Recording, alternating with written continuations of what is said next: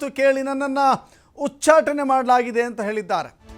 ನಾನು ಭ್ರಷ್ಟಾಚಾರ ಮಾಡಲಿಲ್ಲ, ಅಡ್ಡ ಮತದಾನವೂ ಮಾಡಲಿಲ್ಲ. ಇದು ಸ್ವಯಂ ಪ್ರೇರಿತವಾಗಿ ಇವತ್ತು ಜನ ಹೋರಾಟ ಮಾಡ್ತಾ ಇದ್ದಾರೆ. ನಾವ್ಯಾರಿಗೂ ದುಡ್ಡು ಕೊಟ್ಟು ಹೋರಾಟ ಮಾಡಿಸಿಲ್ಲ. ಕೂಡಲ ಸಂಗಮದ ಶ್ರೀಗಳಿಗೂ ಹೋರಾಟ ಮಾಡಿ ಅಂತ ಹೇಳಿಲ್ಲ.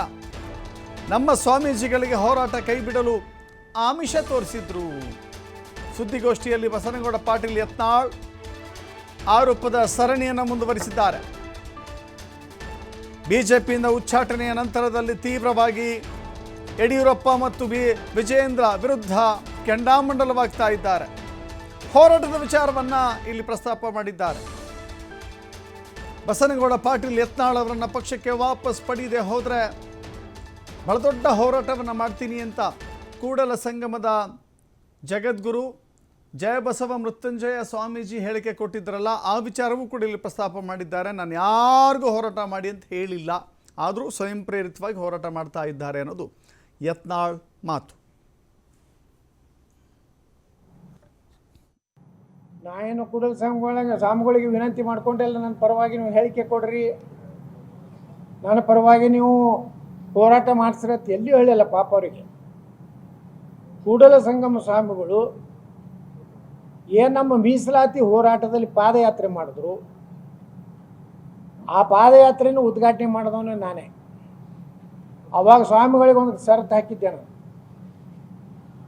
ನೀವು ಹೋರಾಟ ಬೆಂಗಳೂರವರೆಗೆ ಮಾಡಬೇಕು, ಮಧ್ಯದಲ್ಲಿ ಯಾರೋ ಬಂದು ನಿಮ್ಗೆ ಆಸೆ ಆಮಿಷ ತೋರಿಸ್ತಾರೆ, ನಿಮ್ಗೆ ದೊಡ್ಡ ಮಟ್ಟಕ್ಕೆ ದೊಡ್ಡ ಹಣ ಕೊಡ್ತೀವಿ, ನೀವು ವಾಪಸ್ ತಗೋರಿ, ಇದಕ್ಕೆ ಯಾವುದಕ್ಕರೆ ಈಡಾದರೆ ನಾನು ಇದು ಬರೋದಿಲ್ಲ ಅಂತ ಹೇಳಿದಾಗ ಪಾಪ ಸ್ವಾಮಿಗಳು ಸುಮಾರು 700 ಕಿಲೋಮೀಟರ್ ಕೂಡಲ ಸಂಗಮದ ಪಾದಯಾತ್ರೆ ಮಾಡಿದ್ರು. ಯಾರ ಕಡೆನೂ ದುಡ್ಡು ತಗೋಲಿಲ್ಲ.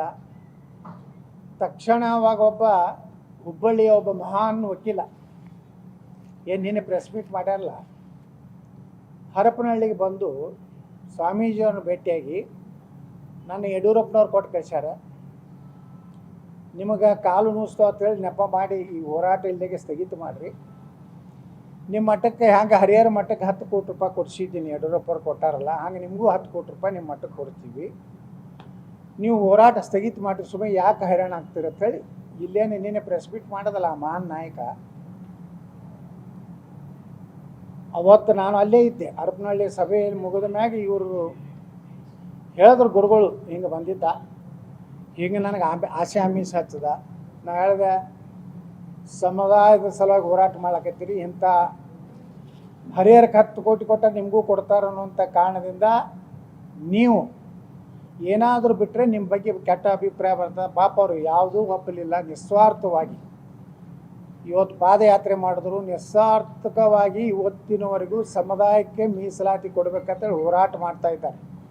ಅವ್ರು ಯಾರ ಕಡೆಯಿಂದ ದುಡ್ಡು ತಗೋದಿಲ್ಲ, ಯಾರ ಕಡೆಯಿಂದ ದುಡ್ಡಿನ ಆಮಿಷಕ್ಕೆ ಒಳಗಾಗುವಂಥವ್ರಲ್ಲ.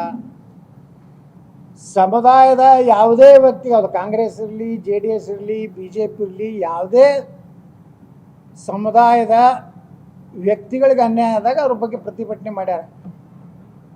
ಇವತ್ತು ವಿನಯ್ ಕುಲಕರ್ಣಿ ಅವರು ಅವರ ಸಂಕಟ ಬಂದಾಗ ಅವ್ರ ಪರವಾಗಿ ನಿಂತು ಮಾತಾಡ್ಯಾರ. ನಾನೇನು ಕೂಡಲ ಸ್ವಾಮಿಗಳಿಗೆ ವಿನಂತಿ ಮಾಡ್ಕೊಂಡೆಲ್ಲ ನನ್ನ ಪರವಾಗಿ ನೀವು ಹೇಳಿಕೆ ಕೊಡ್ರಿ,